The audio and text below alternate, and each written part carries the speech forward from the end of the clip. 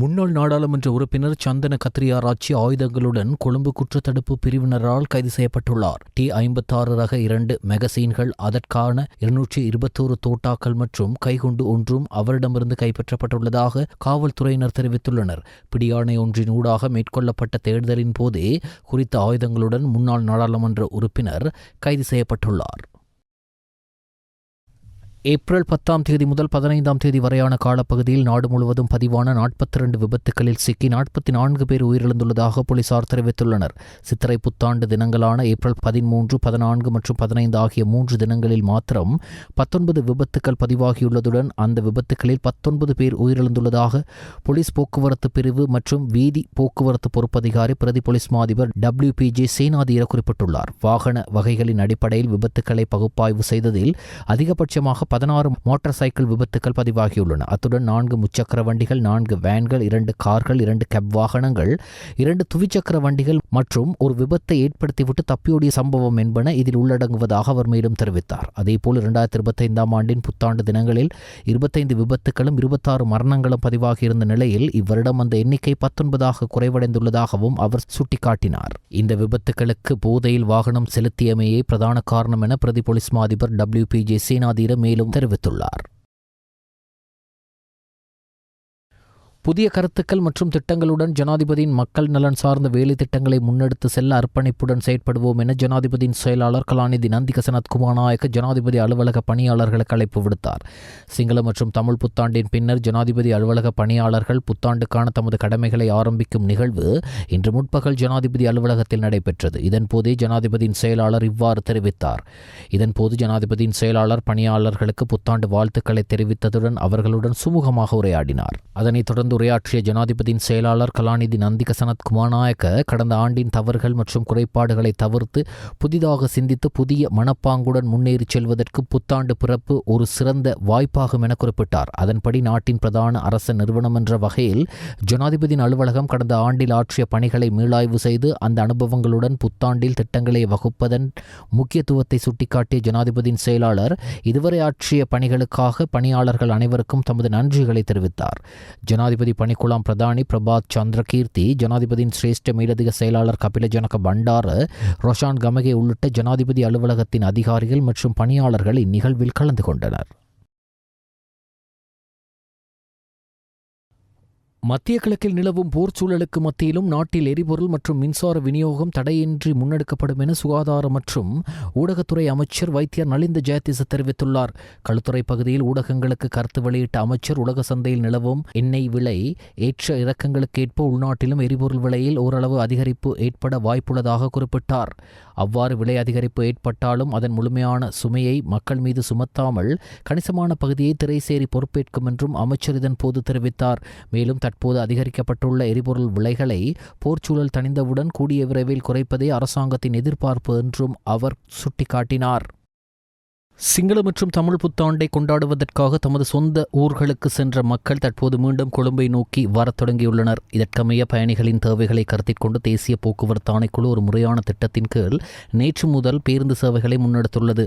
இந்த விசேட பேருந்து சேவைகள் வரும் 20 வரை தொடரும் என அதன் பணிப்பாளர் நாயகம் கலாநிதி நிலான் மிரண்டா தெரிவித்துள்ளார். பயணிகளின் தேவை இருப்பின் 20 பின்னரும் வெளிமாவட்டங்களிலிருந்து கொழும்பு மற்றும் பிரதான நகரங்களுக்கு மக்களை அழைத்து வர நடவடிக்கை எடுக்கப்படும் என்று அவர் குறிப்பிட்டார். කොළඹයන් තැනක ඉන්නවා. අපි වේවල් දිනේට යන්න ඕන. බස් තියෙනවා, ප්‍රශ්නයක් නැහැ. නෑ කොළඹ ගෙදර යන ගමන් බස් තියෙන බස් වල කිසි අඩුවක් නෑ. බස් තියෙනවනේ. ඔව්. අපිට දැන් මේ තනි සීට් එකක් අල්ලගන්න ඉන්නේ අපි ෆැමිලි එකට. බස් අඩුවක් නෑ. බස් තිබ්බ බස් ඕන තරම් තියෙනවා. අද නුවරට දෙන පොඩ්ඩක් අඩුයි. බස් තියෙනවා ඕන තරම්. දෙන ටිකක් අඩුයි. புத்தாண்டு கால விசேட போக்குவரத்து சேவைகளை முன்னெடுத்ததன் மூலம் கடந்த 6 நாட்களில் 1 பில்லியன் ரூபாய் வருமானம் கிடைத்துள்ளதாக இலங்கை போக்குவரத்து சபை அறிவித்துள்ளது. அதன் தலைவர் சஜீவ நந்தன கனகரத்ன நேற்று நடைபெற்ற ஊடகவியலாளர் சந்திப்பில் கலந்து கொண்டு அவர் இந்த விடயத்தை தெரிவித்துள்ளார். புத்தாண்டுக்காக தமது சொந்த இடங்களுக்கு சென்று பொதுமக்களுக்காக வழங்கப்பட்ட விசேட பேருந்து சேவைகள் மூலம் இந்த வருமானம் ஈட்டப்பட்டுள்ளது. கடந்த ஏப்ரல் 11 இலங்கை போக்குவரத்து சபை வரலாற்றிலேயே ஒரு நாளில் ஈட்டப்பட்ட அதிகூடிய வருமானம் பதிவாகியுள்ளது. அன்றைய தினம் மாத்திரம் 213 பில்லியன் ரூபாய் வருமானமாக பெறப்பட்டுள்ளது. අතරත බිලියනයක ආදායමක් පසු කරලා තියෙනවා. இன்று முதல் நாடு முழுவதும் சுமார் 50% தனியார் பேருந்துகள் சேவையில் ஈடுபடுத்தப்படும் என அகில இலங்கை தனியார் பேருந்து உரிமையாளர் சங்கத்தின் தலைவர் கெமுனு விஜயரத்ன தெரிவித்துள்ளார். பயணிகளின் வருகை தற்போது குறைவாக இருப்பதால் இந்த முடிவு எடுக்கப்பட்டுள்ளதாக குறிப்பிட்ட அவர், தொலைதூர சேவைகள் உட்பட சுமார் 7000 பேருந்துகள் இயக்கப்படும் என்றும் வெள்ளிக்கிழமைக்குள் அனைத்து சேவைகளும் முழுமையாக வழமைக்கு திரும்பும் என்றும் கூறினார். மகாவலி ஆற்றின் வெறுகள் ஆறு பாலத்திற்கு அருகில் நீராட சென்ற தந்தை மற்றும் 4 மகன்களில் காணாமல் போன இருவரின் சடலங்கள் நேற்று பிற்பகல் கண்டுபிடிக்கப்பட்டுள்ளன. தந்தை மற்றும் அவரது 4 மகன்கள் நேற்று பிற்பகல் ஆற்றில் நீராட சென்ற போது நீரில் மூழ்கி விபத்துக்குள்ளாகினர். இதில் தந்தையும் ஒரு மகனும் உயிர் தப்பிய நிலையில் மற்றைய 3 மகன்களும் நீரில் அடித்துச் செல்லப்பட்டு காணாமல் போயிருந்தனர். அவர்களில் இருவரின் சடலங்கள் நேற்று மீட்கப்பட்டுள்ளன. இவ்வாறு உயிரிழந்தவர்கள் 35 மற்றும் 34 வயதுடைய நபர்கள் என அடையாளம் காணப்பட்டுள்ளனர். கொழும்பில் தொழில் நிமித்தம் தங்கியிருந்த 4 மகன்களும் சித்திரை புத்தாண்டுகளுக்காக தமது சொந்த கிராமத்திற்கு திரும்பியிருந்தனர். அவர்கள் தமது தந்தையுடன் இணைந்து நீராட சென்ற போதே இந்த துயர சம்பவம் இடம்பெற்றுள்ளது.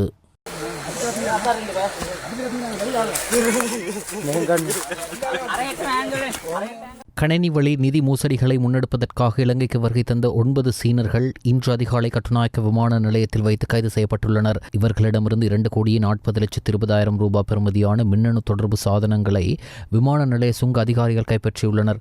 இந்த சீன பிரஜைகள் இன்று அதிகாலை 12:25 மணியளவில் சீனாவின் குன்மிங் நகரிலிருந்து சைனா ஈஸ்டர்ன் ஏர்லைன்ஸ் நிறுவனத்திற்கு சொந்தமான MU-6912 ரக விமானம் மூலம் கட்டுநாயக்க விமான நிலையத்தை வந்தடைந்தனர். அவர்கள் தங்களது உடல் மற்றும் ஆடைகளுக்குள் செலோடேப் மூலம் ஒட்டி மறைத்து வைத்திருந்த 383 பயன்படுத்தப்பட்ட கையடக்க தொலைபேசிகள், 101 டேப் கணனிகள் மற்றும் 6 வைஃபை ரவுட்டர்களை அதிகாரிகள் மீட்டுள்ளனர். குறித்த சீன பிரஜைகளை தமது பொறுப்பில் வைத்துள்ள சுங்க அதிகாரிகள் மேலதிக விசாரணைகளை முன்னெடுத்து வருகின்றனர்.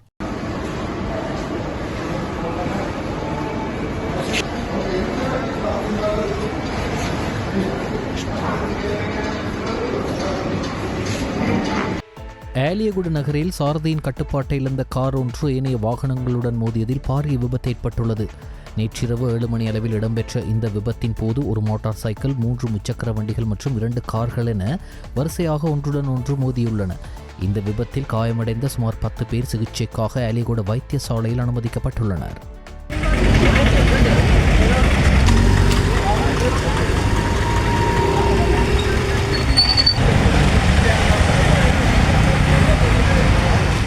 மன்னார் கடல் பகுதியில் நேற்று அதிகாலை இடம்பெற்ற படகு விபத்தில் மீனவர் ஒருவர் பரிதாபமாக உயிரிழந்துள்ளார். 2 மீன்பிடி படகுகள் ஒன்றோடு ஒன்று மோதிக்கொண்டதில் இந்த விபத்து நேர்ந்துள்ளதாக தெரிவிக்கப்படுகிறது. மன்னார் வங்காளைப்பாடு கடல் பகுதியில் நேற்று அதிகாலை 4 மணி அளவில் மீன்பிடி தொழிலில் ஈடுபட்டிருந்த 2 படகுகள் எதிர்பாராத விதமாக ஒன்றோடு ஒன்று மோதி விபத்துக்குள்ளாகியுள்ளது. வங்காளைப்பாடு பகுதியைச் சேர்ந்த மீனவர் ஒருவரின் படகும் காட்டாஸ் பத்திரி பகுதியைச் சேர்ந்த மீனவர் ஒருவரின் மீன்பிடி படகுமே இவ்வாறு விபத்துக்குள்ளாகியுள்ளது. இந்த விபத்தின் போது படகுகள் இரண்டும் பலத்த சேதமடைந்த நிலையில் படகில் இருந்த மீனவர்கள் கடலில் தூக்கி வீசப்பட்டனர். விபத்தின் பின்னர் ஒரு மீனவர் கடலில் காணாமல் போயிருந்தார். சக மீனவர்கள் நீண்ட நேரம் முன்னெடுத்த தேடுதல் நடவடிக்கையின் பலனாக ஒரு மீனவர் சடலமாக மீட்கப்பட்டார். உயிரிழந்தவர் காட்டஸ் பத்திரி பகுதியைச் சேர்ந்த மீனவர் என அடையாளம் காணப்பட்டுள்ளார். அவரது உடல் தற்போது மன்னார் மாவட்ட பொது வைத்தியசாலையில் வைக்கப்பட்டுள்ளது. அதேவேளை இந்த விபத்தில் காயமடைந்த வங்காளைப்பாடு பகுதியைச் சேர்ந்த மற்றொரு மீனவர் சிகிச்சைக்காக மன்னார் வைத்தியசாலையில் அனுமதிக்கப்பட்டுள்ளதாக தெரிய வருகிறது. சம்பவம் தொடர்பில் போலீசார், மீன்பிடி திணைக்கள அதிகாரிகளும் விபத்து இடம்பெற்ற இடத்திற்கு விரைந்து விபத்துக்கான காரணம் மற்றும் மேலதிக விவரங்கள் தொடர்பாக அதிகாரிகள் தற்போது தீவிர விசாரணைகளை முன்னெடுத்து வருகின்றனர். சட்டவிரோத முறையில் சிகரெட் தொகை ஒன்றை நாட்டிற்கு கொண்டு வந்த 6 சீன பிரஜைகள் விமான நிலைய சுங்க பிரிவினரால் கைது செய்யப்பட்டுள்ளனர். இன்று அதிகாலை 3 வெவ்வேறு விமானங்களில் ஊடாக நாட்டை வந்தடைந்த இந்த சீன பிரஜைகளை விமான நிலைய சுங்க அதிகாரிகள் மற்றும் சுங்க போதைப் பொருள் கட்டுப்பாட்டு பிரிவின் அதிகாரிகள் சோதனையிட்ட போதே அவர்கள் கைது செய்யப்பட்டுள்ளார்கள். இதன்போது அவர்கள் கொண்டு வந்த பயண பொதிகளில் இருந்து சீனாவில் தயாரிக்கப்பட்ட 75,900 சிகரெட்டுகள் கண்டுபிடிக்கப்பட்டுள்ளன. கைப்பற்றப்பட்ட சிகரெட் தொகுதியின் பெறுமதி 1,13,85,000 ரூபாய் என மதிப்பிடப்பட்டுள்ளது. கைது செய்யப்பட்ட சந்தேக நபர்கள் தொடர்பில் கட்டுநாயக்க விமான நிலைய சுங்க அதிகாரிகள் மேலதிக விசாரணைகளை மேற்கொண்டு வருகின்றனர். வவுனியா நகரில் இடம்பெற்ற இசை நிகழ்ச்சி ஒன்றின் போது இளைஞர் ஒருவரை போலீசார் தாக்கும் காட்சி சமூக வலைத்தளங்களில் பரவி வருகிறது. இது தொடர்பாக போலீஸ் ஊடக பிரிவு விடுத்துள்ள அறிக்கையில், அவர்களிடையே இடம்பெற்ற மோதலை கட்டுப்படுத்துவதற்காகவே போலீசார் அவ்வாறு செயற்பட்டதாகவும் இது தொடர்பான விசாரணைகள் தொடர்ந்து நடைபெற்று வருவதாகவும் தெரிவிக்கப்பட்டுள்ளது.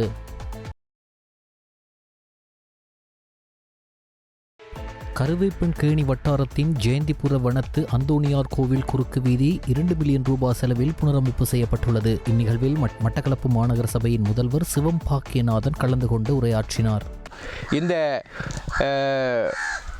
வனத்து அந்தோணியார் கோயில் குறுக்கு வீதியானது புனரமைக்க பணிகள் ஆரம்பமாகி இருந்த நிலையிலே இன்று நிறைவுறுத்தப்பட்டு மக்கள் பாவனைக்காக இன்று கையளிக்கப்படுகிறது. கடும் மின்னல் தாக்கம் நிலவக்கூடிய வானிலை குறித்து வளிமண்டலவியல் திணைக்களம் எச்சரிக்கை அறிக்கை ஒன்றை வெளியிட்டுள்ளது. இன்று நண்பகல் 12 மணிக்கு வெளியிடப்பட்ட இந்த அறிவிப்பு இன்றிரவு 10 மணி வரை செல்லுபடியாகும் என அந்த திணைக்களம் குறிப்பிட்டுள்ளது.